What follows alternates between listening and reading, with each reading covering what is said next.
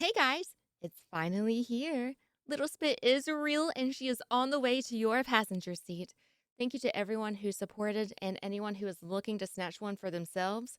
They will be available starting July 1st on Makeship for a limited time. The link will be in the description below, and as always, make sure to like, subscribe, and ring that bell. And use code SPIT at checkout for Gamer Subs to save 10% on your purchase. Okay, bye. You like Chick-fil-A? I like Chick-fil-A. I am mad they got rid of their coleslaw. We brought the brownie back. Where's my coleslaw, man? I don't want a kale salad. I want the coleslaw. Where did it go? This just might be my favorite business model of all time, and I think that it is the epitome of capitalism done right. Waffle House open? Yes. Today we're talking about Chick-fil-A. It is the most successful restaurant chain in America, and it has done that despite being canceled like every 5 minutes for the past decade. So at a bare minimum, regardless about how you feel about Chick-fil-A, you should at least take the time to understand their business model because it's really good. And when I say it's good, that's an understatement because they're not just the most successful restaurant chain in America, they are the most successful by like 10 miles. They absolutely body the competition. It's not even close. Okay, let me break this down for you. The most profitable restaurant chains of 2023 are as follows. Starbucks with $35 billion, McDonald's with $25 billion, and then coming in third is Chick-fil-A with $21 billion. So how is it that the third most profitable restaurant is somehow the most successful? Well, per capita matters, right? Because Starbucks is coming in first with $35 billion, but they've got 38,000 locations. McDonald's coming in... People literally told me multiple times that their chicken is addictive like a drug. Is that good? I don't eat it, but that's what I've heard.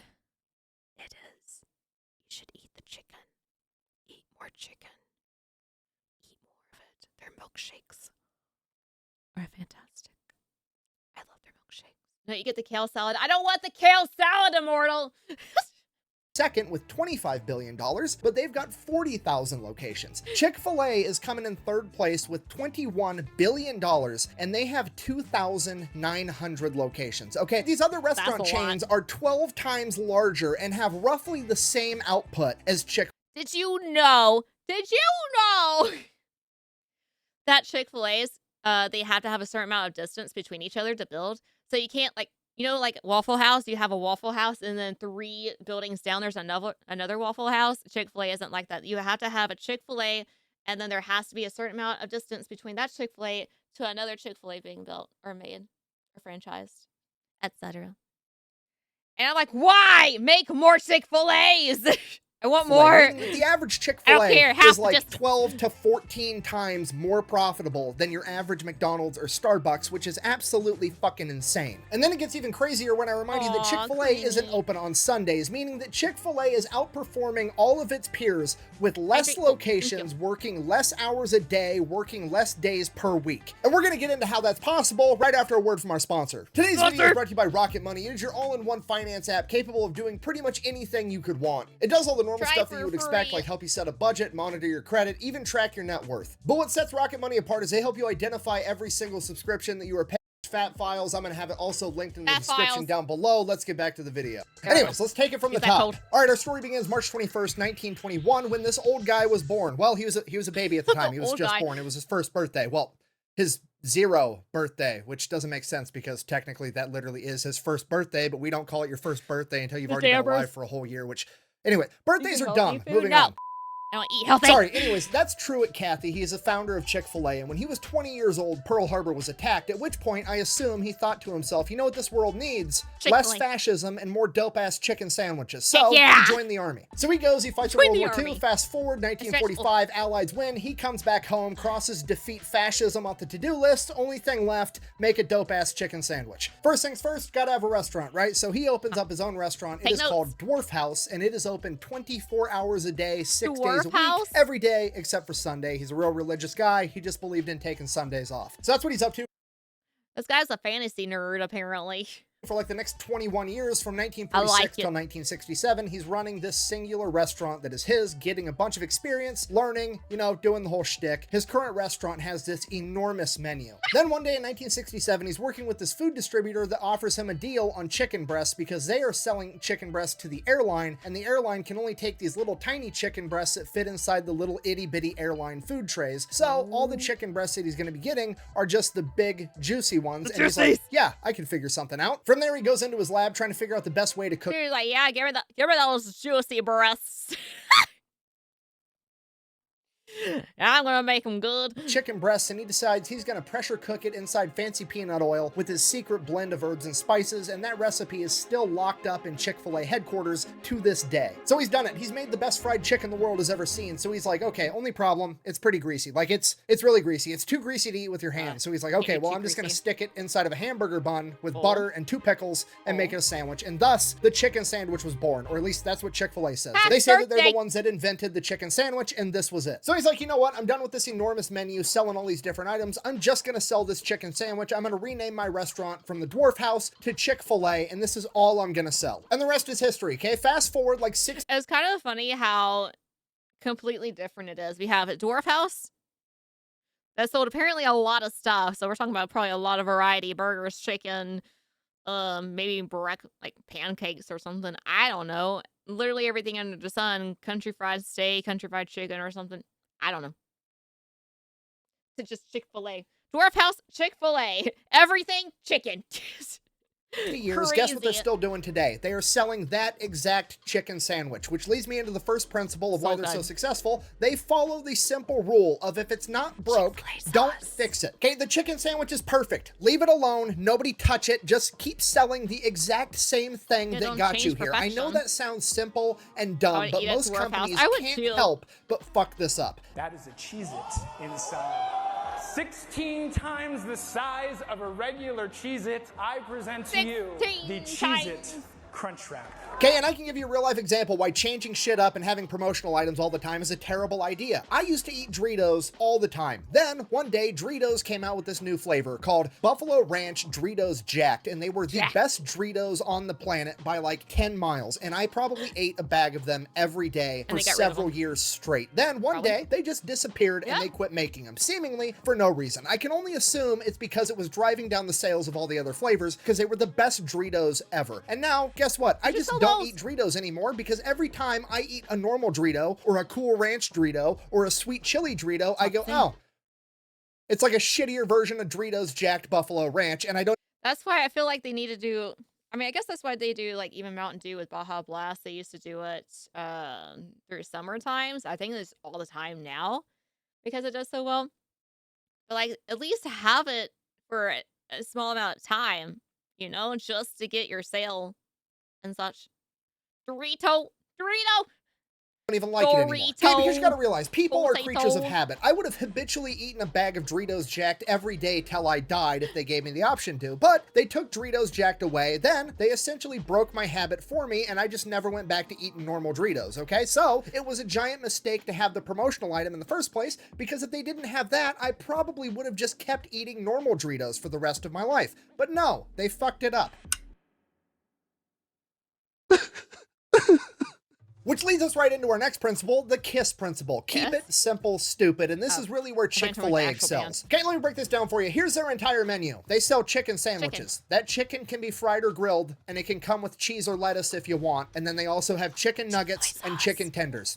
That's it. That's like the whole menu. And some of you are like, wow, that's not a lot of variety. I'd probably get bored if I went there a lot. First of all, unlikely. It's the best chicken sandwich on the planet. Secondly, even if you did get to the point where you're like, you know what? I don't want a chicken sandwich. Cool. Then don't go to Chick-fil-A, okay? If you don't need plumbing work done, don't call a plumber. But if you do need plumbing work done, you call a plumber. And if you want a chicken sandwich, you go to Chick-fil-A because it's the best chicken sandwich, okay? There's nobody on the planet that's like, man, I would really enjoy a chicken sandwich right now. And they pull up to an intersection and there's a McDonald's right next to a Chick-fil-A. 0 people on the planet are gonna go to McDonald's for that chicken sandwich, okay? None. No. Nobody. Chick-fil-A has picked its arena of battle, and when it comes to chicken sandwiches, they are the undefeated heavyweight champion. Really which honestly is exactly how you should tackle pretty much anything. And again, I will say Popeye's chicken sandwich is kind of banging too. Chick-fil-A and Popeyes. Popeyes has a really good chicken sandwich.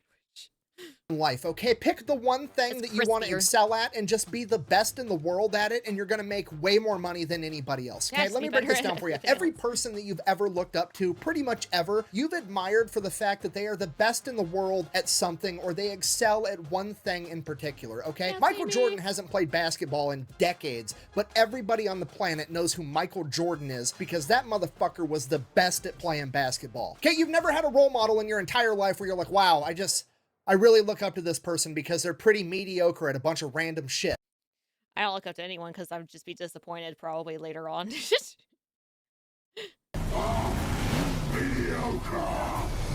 Okay, so picking the one thing that you want to be the best at and pursuing just that is a good strategy for pretty much anything, but when it comes to restaurants, it is uniquely awesome, and here's why. Picking one type of food to be the best in the world at makes the menu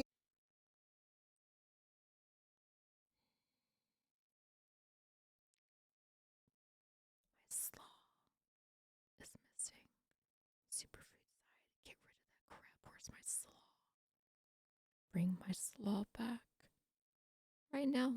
Maybe if I ask them on Twitter, do you think they'll listen to me and be like, hey, what Chick-fil-A are you near? Okay, we'll start supplying slaw to just that Chick-fil-A. At least, right? So, I like their slaw. Why is it gone? smaller, and making the menu smaller not only makes your employees better and the food better, it makes the customers better. Because the menu is small, customers are going to have less things to choose. They're also going to have less things to remember. So after you've been to a Chick-fil-A like twice, you know the entire menu. And even if it is your first time there, there's less things to choose. So you're going to pick one quickly and then you're going to move it along. That means the lines are moving faster. You don't have people standing there looking up at a menu with 10,000 different items, drooling on themselves, desperately trying to figure out what they want. No, it's like Aldi. You have one option, pick it and move it along. Okay, so now not only are you getting a delicious chicken sandwich, you're getting it even faster, improving customer satisfaction. And there's still more to it because now on the other side of the cash register back in the kitchen, there's less items on the menu. That means that there's less variables, and less variables almost always leads to less fuck ups. So not only are you getting a delicious chicken sandwich, you're getting it fast and you're getting it how you wanted it to be in the first place. Okay, customer satisfaction is through the roof. Okay, and at this point, some of you think, surely I'm exaggerating and having a smaller menu can't make the business that much better. But it does. But it does. Like he said, there's less room to mess up. Because if you go to Cheesecake Factory, well, what do you want? I don't know. I'm going to need a freaking hour to look at the menu because it's literally a book that they give you. It's like, do you want pasta? Okay, well, okay, we made it easier for you. Here's the page of pasta. I mean, sorry, here's 5 pages of pasta. Oh, you want cheesecake? Okay, well, we got a whole other book for that, baby. You want a burger? Here's 20 of them. Like, what? Stop. Literally everything. Everything. That's when I get cheesecake, because I already know which one I like. You ever go to a place that you just don't like the actual food? You either like just the appetizers or the desserts? I mean, I'll eat it, but the portions are so large. So large. Yeah, also, like, let's say if you have a million products and, like, this one product isn't selling and the only ingredients that you have are for that one product, well, then when the ingredients expire, you gotta throw those out. So you just lose that money. Whereas if you have chicken, chicken's gonna go somewhere. It's gonna go somewhere, so it's gonna be used. Fries, stupid kale salad, and, like, ice cream cookie, like, one type of cookie and a brownie. That's a pie. Why is there a pie here? It's a brownie. I guess. Yeah. So, like, yeah, that's kind of smart. What is Cheesecake Factory? What? It's the quotation fancy place, but some people don't consider it a fancy place. Well, I consider it fancy because the atmosphere looks fancy, and they have amazing cheesecake to where it's like, do you want one? How many cheesecakes are there? I mean, there's at least over 20 cheesecake varieties. And they have, like, large portions of food. Like, literally, I had, like, chicken with some pasta, and it's these giant 2 chicken breasts that were, like, pounded out. What do you call it? Like, what you have the meat hammer, you pound them out flat, got flattened chicken breasts. They're huge, by the way, crusted beautifully, pretty good, and a load of freaking angel hair pasta. I had, like, 5 meals out of that thing. So make sure you get something you can reheat, and it'll be fine reheated. cheesecake's great. I like the Oreo Dream Slide. That's mine. Chocolate tuxedo's the second. Texas Roadhouse where you fill up on rolls and take your actual meal. Oh yeah, they have bread. They have the normal bread and they have the brown bread. Everyone loves the brown bread. I like the normal bread, so there's more for me. Goes to a family outing. Everyone's fighting over the brown bread. I'm just taking the whole loaf of the normal bread and eating it. But you're wrong, and we're going to go over McDonald's menu together, and I will prove it to you. All right, McDonald's menu. Let's see what we got going on here. Yeah, First off, bread. we have the Big Mac, and then we have the Quarter Pounder. First question right off the bat. Why do we have the same type of meat with different sizes of patties, okay? Go with the smaller patties, and then if they want more meat, just give them more patties. Don't have different sizes for no reason. It's more variables, and somebody's going to fuck it up eventually, okay? Because me, the fat guy, on lunch break while I'm at work, orders a double Quarter Pounder with cheese, and then they accidentally give me normal Big Mac sized beef patties. I'm gonna be sad, and then I have to get my burger remade, and it slows down the whole world. Okay, next order of business. Why do some buns have sesame seeds and some don't? Okay, do I care about sesame seeds? No. Does any rational person care about sesame seeds on the bun unless they have an allergy? Absolutely not. But we all know that there's some Karen that's gonna use that as an excuse to drive back around and go through the drive-thru again, bitch out the employee for 5 minutes because she's trying to get a free meal over it. Okay, now you've ruined the employee's day, you've slowed down the line, and you have to make more burgers, all because you can't decide whether or not you want sesame seeds on your buns. Okay, just make a decision. Okay, next question. What the fuck is the difference between a McDouble and a double cheeseburger? They look like the same exact thing. Oh, I see here. It's one piece of cheese. That's the difference. You have a whole different sandwich with... The McDouble used to be on the dollar menu. The McDouble used to be $1. And now it's what, like $3? Like $3.50? Yeah. That's why they made the McDouble, because they put it on the dollar menu, the value menu, and now it's not so valuable anymore because it's literally like 20 cents less than the double cheeseburger. I looked because I was about to get McDonald's and then I didn't. Why does it know it's $4?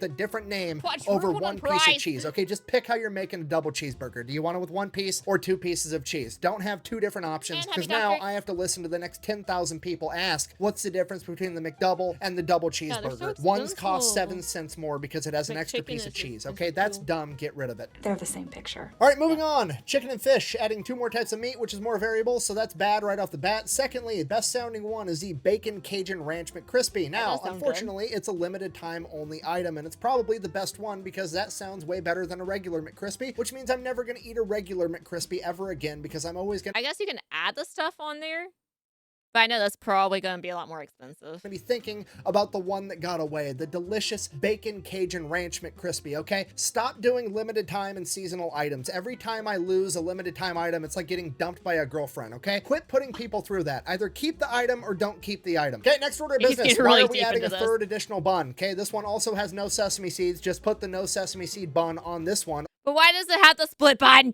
Or, if this bun is better, just get rid of the shitty bun altogether. Okay, then we come to this philosophical conundrum. What is the difference between the McChicken and the McCrispy? Can somebody explain this to me? That's rhetorical. I'm fat. Of course I know the difference. Okay, this one right here is where they're trying to knock off Chick-fil-A. I know that because it looks like they're trying to knock off Chick-fil-A. And secondly, it comes in a foil bag just like Chick-fil-A. And this is their original chicken sandwich, which is basically a frozen hockey puck that they call chicken that they popped in the microwave beforehand, okay? If you're trying to...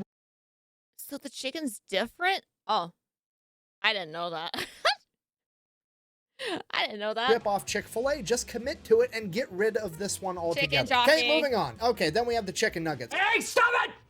Ooh, pineapple. Okay, so that's 2. Now we've got 10 for a total of 19 different items on their entree menu. Okay, now let's just go ahead and pop over to Chick-fil-A and look at a piece of art. Okay, 1, 2, 3, 4, 5, 6, 7, 8. 8 items. That's it, okay? Now, I'm going to ding them here because that is a different bun, clearly. However, I can...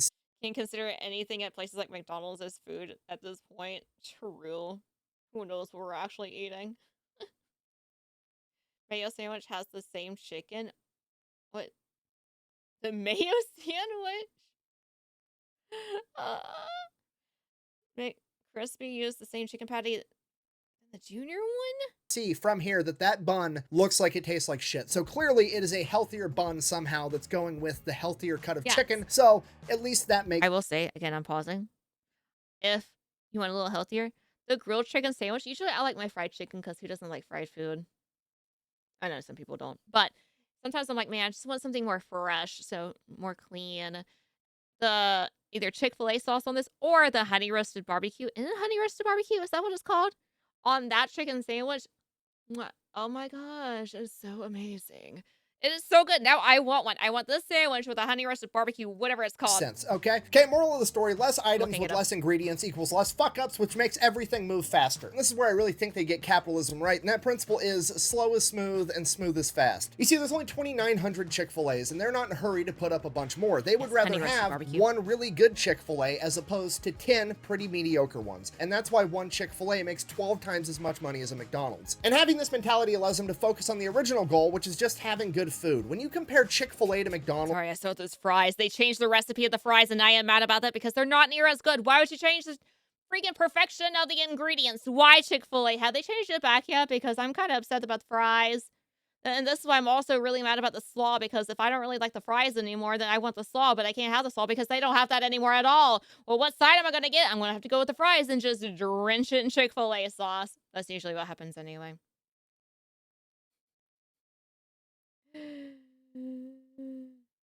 Yeah. But, like, the recipe has changed. You can't tell the difference. Good. As far as opening up a new location goes, it's insane how different their mentalities are. Because McDonald's is meticulous. They go full psychological warfare mode on where they're going to put all of their locations. I'm making these numbers up, but this is roughly what their process is. If you come to McDonald's with millions of dollars, say, hey, I want to open up a McDonald's, they're like, cool, give us the general area. Then they send people out to sit in potential locations, and those people just sit there and count how many cars drive by. Click, click, click, click. And McDonald's knows out of every 100 cars that drives by, 3 of them are going to pull into McDonald's, and they know that every single person that pulls into a McDonald's on average spends $12 or whatever. Before McDonald's even breaks ground on the new restaurant, they can predict within $10,000 how much money that location is going to make that year. Chick-fil-A, on the other hand, doesn't give a shit. They're going full field of dreams approach. If I build it, they will come. Okay, yes. They can't tell you within $10,000 how much money you're going to make in your first year, but guess what? They can tell you it's going to be more than any fucking McDonald's around. And because they grow so slowly, they're not like a normal franchise where just some rich millionaire dude can come up and be like, hey, I want to own a Chick-fil-A and never actually work there. No, Chick-fil-A owns every Chick-fil-A. They own all of it. They own the restaurant, the property it's built on, and all the equipment inside of it. Okay, if you want to run a Chick-fil-A, you become an operator, at which point you get 50% of the profits of that restaurant that you run. Okay, that's not bad. 50% of the profits? That's not bad. They are extremely picky about who they let run Chick-fil-A's. How much you would that almost cost always me? have to have worked there for an extended period of time and worked your way up. These people end up making over $250,000 a year, and they have to have a very, very small investment. I think it's like $10,000, and it's not even technically an investment. It's more or less a security deposit, because if this person goes to a different job or they retire, they actually get that money back, assuming that the restaurant that they were running is in good condition when they leave. According to their website, like over 10,000 people every year apply to be an operator and run a Chick-fil-A, and they Is that small? I mean, 10,000 is not too bad, especially if you get it back if you leave. That's pretty, as long as it's successful. That's pretty good. Pick like maybe a couple hundred. They have a less than 1% approval rate for people going through an extensive interview process that includes writing essays, background screenings, and everything else. Now, obviously, there's pros and cons to this, just like everything else. One of the cons being, while you are the operator, you're technically not the owner, so you kind of always have that dangling over your head, like you're not actually the owner of the Chick-fil-A. You just run the place for somebody else. But at the same time, I think that it also incentivizes all the employees that work there, because there is actually a clear path of like success. There's a real career there where you can actually work your way up the ranks and start making hundreds of thousands of dollars a year, potentially at a job that you started when you were 16 years old working in high school. Okay, like I think it does a lot to the morale and the overall culture of an entire company to actually have a visible ladder there that people at the bottom can climb up to the top. Because I mean, let's face it, a lot of these restaurants, like, yeah, technically you could own a McDonald's, but also I think McDonald's charges $50,000 or $60,000 just as a franchise fee to open up the restaurant. Then you also have to pay for the restaurant. Basically, you need like between $2 and $3 million to open up a McDonald's. So as a person working at the cash register, that dream of potentially owning one, I guess technically is possible, but also highly unlikely. And the problem with that is, instead of getting people that work their way up from doing dishes in the back all the way to running the store, you just get a bunch of multi-millionaire assholes that want to buy 50 McDonald's so that they can make even more money while also not working. Whereas Chick-fil-A, it's really hard to get a single Chick-fil-A, and then if you prove yourself and you're really, really good, sometimes they'll let you get a second or a third one. Less than shoot, man. Like, hey, you're doing a good job. You want a second one? Actually, do you want 3? You want to manage all of these? And you get 50% of each one? Shoot. 15% of all Chick-fil-A operators, which is their equivalent of like a franchise owner, actually run more than one Chick-fil-A, and they're all highly successful. So at most, you're only allowed to run Chick-fil-A. While with other chain restaurants, you can just buy like 60 of them, make a bunch of money, and never have to set foot in the place, and then your culture sucks, nobody cares, it's just a giant money-making machine to you. Whereas with Chick-fil-A's strategy, even the people at the bottom of the totem pole can be like, oh shit, that's the guy running the show right now. He's here, he cares, he's helping me. He's been through what I've been through because he worked his way up. And I think that does a ton for the culture of a... I feel like if you're going to be a manager in something, you better know how the work is or how the work is done of the people that you are managing. I really wish that managers should know the work and know how it's done of the people they are managing. I'm just going to leave that there.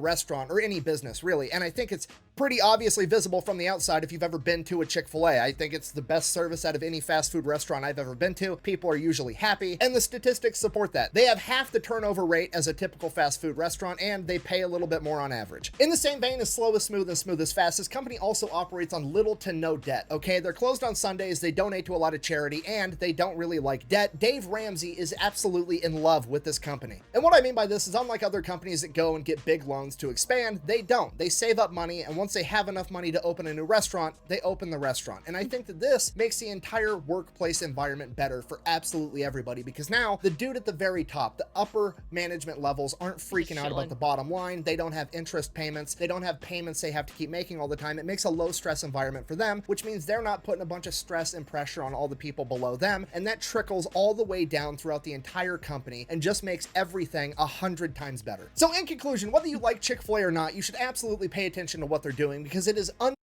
because they are so nice as well. Have you come across a Chick-fil-A worker that is mean? No. No, my pleasure. If I were to work at Chick-fil-A, I would have to be in front of a mirror and go, my pleasure.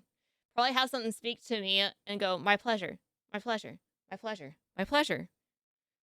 I don't want to be taken away if I say no problem or you're welcome. I don't want to be taken away. I don't want to be taken away. We're seeing those videos. Meme videos, by the way. Undeniable that they are an unstoppable force in the restaurant industry. They are the only restaurant to face nationwide boycotts multiple times in the past decade, and yet somehow they are still 12 times more profitable per restaurant than any of the other major restaurant chains. And they are somehow doing that with less menu items that have less variety between them, while working less hours per day and working less days per week. And it all comes down to basic common sense principles, right? Pick the thing you want to be good at and just be good at that. If it's not broke, don't fix it. Keep it simple, stupid. Don't overcomplicate it along the way. And slow is smooth, smooth is fast. Just don't be in a hurry. If you can apply those 4 things to literally any situation in life, you're more than likely going to be successful at it. Thank you for watching. Best way to support the channel is go buy some merch over at thefatelectrician.com. Quack, bang, dun, dun, dun. out. And out. Dun, dun, dun, dun, dun, dun, dun, dun, dun. I love Chick-fil-A. Their milkshakes really are really good. Frozen lemon. Have you had their frozen lemonade? Oh my gosh, it's so good. It's so good. But I for real want one of their grilled chicken sandwiches with the honey, whatever I said, honey roasted barbecue sauce. It is so good. It is so good. Time to open a Chick-fil-A. Let's go. Let's open one. Let's do it. Now I'm hungry too, and I don't need to eat. It is almost 1 a.m. for me. It's almost 1 a.m.